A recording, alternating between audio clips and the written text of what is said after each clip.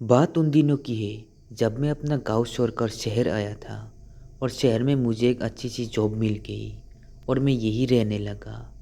पिछले कई सालों से मैं अपने गांव नहीं गया था और जाता भी किस लिए। मेरे माता पिताजी मेरे साथ ही रहते थे। यह सब कुछ अच्छा चल रहा था, लेकिन एक दिन मेरे पिताजी का मन अपने गांव जाने का हुआ। उनको अपने दोस्त भाइयों की याद आ रही थी। मुझे भी कई साल हो गए थे अपने दोस्त से मिले हुए। हम एक महीने की छुट्टी लेकर गांव घूमने गए।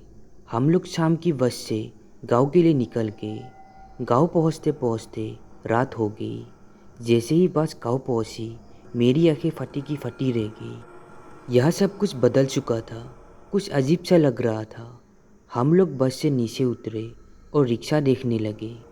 थोड़ी ठंड भी लग रही थी, इसलिए हम चाय पीने के लिए एक छोटे से होटल में गए।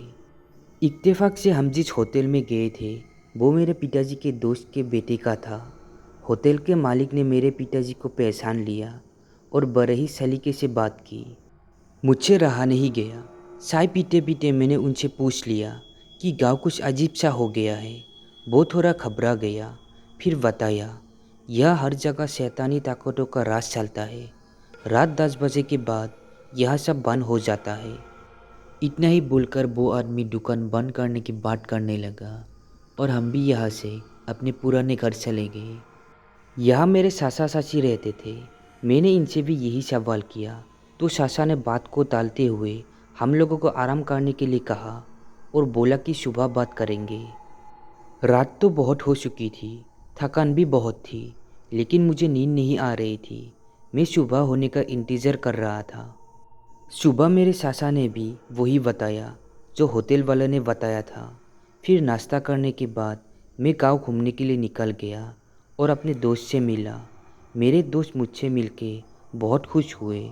हम लोगों ने जंगल में शिकार करने का प्लान बनाया। सब दोस्त राजी हो गए। एक दिन हम सब दोस्त गांव के पास बड़े जंगल शिकार करने के लिए निकल गए। हम सब जंगल के अंदर चले गए। सबको खूब मज़ा आ रहा था, लेकिन हम लोगों को शिकार नहीं मिल रहा था। शाम होने को आई थी। सब बोले कि अब चलते हैं, रात होने से पहले घर पहुंचना है। रात को इस जंगल में रहना खतरे से खाली नहीं, यह भूतों का तांडव होता है। सब लोग वापस चलने की तैयारी करने लगे। तभी हम लोगों को एक शिकार दिखा।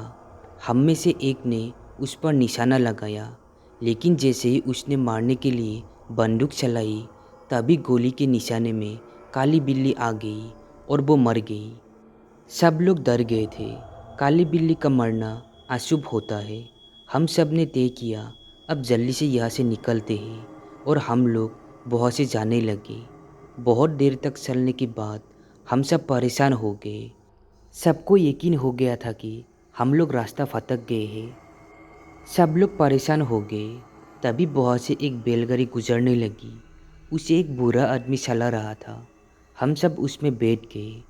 कुछ दूर चलने के बाद पता नहीं कहाँ से एक छोटी सी बच्ची बैलगाड़ी के पीछे पीछे चलने लगी। हम लोगों को लगा कि ये भी रास्ता भटक गई है। तभी वो बूढ़ा आदमी बोला कि उसे मत देखो, वो आत्मा है। तुमने उसके बच्चे को मार दिया, इसलिए वो तुम्हारे पीछे लगी है।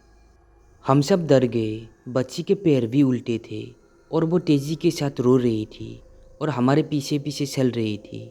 हम सबको लग रहा था कि आज हम में से कोई भी जिंदा नहीं घर पहुँचेगा। पता नहीं कैसे वो बूढ़ा आदमी जबान हो गया और चलती बैलगाड़ी से उतर गया और बोला कि इस बैलगाड़ी से मत उतरना जब तक गाँव नहीं आ जाता। और वो एक मशाल लेकर हवा में कहीं गायब हो गया और बहुत से चला गया। हम लोगों को कुछ भी समझ में नहीं आ रहा था कि हम क्या करें, और जंगल भी ख़त्म होने का नाम नहीं ले रहा था। लेकिन जैसे ही सुबह हुई, हम लोग रास्ते पर पहुंच गए और बच्ची भी बहुत सी चली गई। हम सब जल्दी से अपने अपने घर चले गए। हम में से किसी ने भी ये हादसा किसी को भी नहीं बताया। अगली सुबह में वापस शहर आ गया।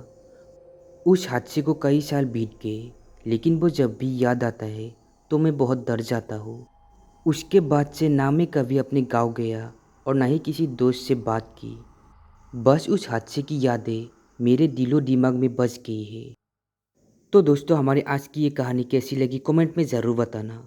अगर आपके पास भी ऐसी कोई कहानी है जो शेयर करना चाहते हैं, डिस्क्रिप्शन बॉक्स में मेरा ईमेल आईडी है, तो उस पर शेयर कर सकते हैं।